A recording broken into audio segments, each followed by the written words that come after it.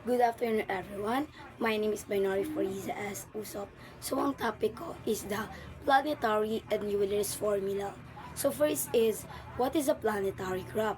So, as you can see naman here, na ang planetary graph is a graph na pwede nating ma-draw na walang nag-intersect na edges except sa vertices. Ang vertices na sinasabi natin dito is yung dots sa graph. And yung edges na sinasabi naman is yung mga line na nagko-connect sa two vertices. So, mag-give ako ng examples. So, mag-show ako ng examples here. So, this graph is a planar since wala naman nag-intersect na edges there. And ang example naman ng non-planar graph is this one.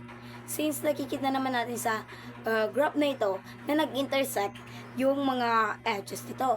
But then, this non-planar graph is pwede natin siyang i-transform into planar graph by doing this. So, kapag magta-transform tayo ng non-planar graph, is kailangan equivalent ang edges. So, as you can see here, kung bibilangin natin ang edges, it has 5 edges. And nung tinransform natin siya into planar graph, is 5 edges pa rin siya. Kasali na yung nakaganon. So, next naman is that tatalakayin natin ang non-planar graph. Ang non-planar graph daw is kapag yung graph is makikita natin yung utility graph and yung K5 graph. So, i-show ko naman, ipa-flash ko sa screen ang example ng utilities graph and K5. So, kapag nakita natin to sa isang graph, this emphasize or this gives us an indicator na ang graph natin is non-planar graph. So, next is a subgraph. So, a subgraph of a graph is a graph whose edges and vertices come from the given graph. So, after that is ang graph daw is meron siyang faces. This example is meron tayong 1, 2, 3, 4, and 5 faces, which is kasali na yung internal na faces nito. So, yung internal na face is tinatawag natin siyang infinite face. So, after that is dive na tayo into Euler's formula. So, Euler's formula, in a connected planar graph drawn with no intersecting edges. So, kapag ang graph is no intersecting na edges, wala na nagko-cross na edges, let V be the given of vertices, yung mga dots na nagko-connect sa edges, and E, the number of edges, and the F, the number of faces. So, kapag isusulat natin siya into a symbol, it looks like this. So, mag-give naman ako ng another example na para magamit natin yung Euler's formula. So, first example, yan, naka-flash sa screen. So, itatry natin siya i-solve. Para mas mabadali natin yung pag-solve is that from this example is kukunin muna natin yung given. V or the vertices is 4. So again, ito yung vertices na tinutukoy, itong mga dots na nagko-connect sa graph or sa edges natin. And F is 4 since meron tayong 4 faces, 1, 2, 3, and 4 or yung internal na face.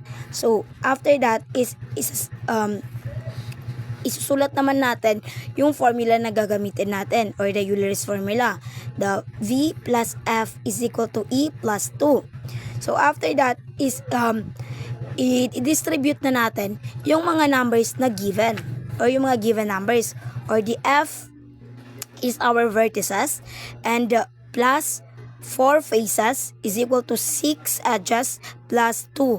Where yun itong 2 na to is constant na siya. So, kapag ipa-plus natin yung 8 plus 4 is 8. So, after that, iba-bring down na natin yung 6 plus 2. And after, i-add na naman natin yung 6 plus 2. So that, therefore, 8 is equal to 8.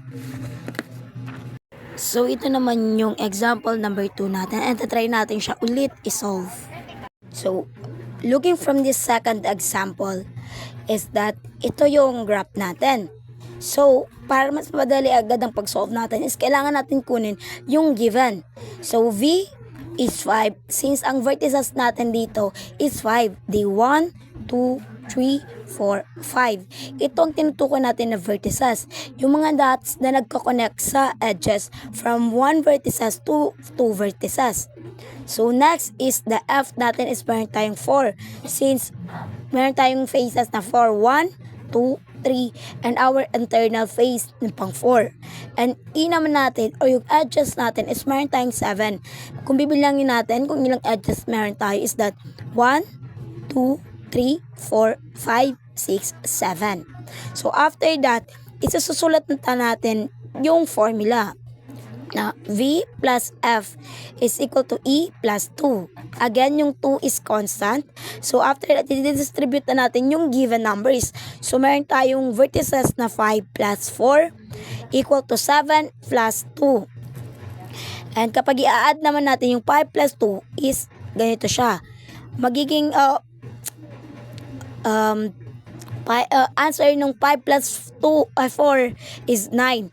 So that i-add naman natin yung 7 plus 2. So therefore, 9 is equal to 9.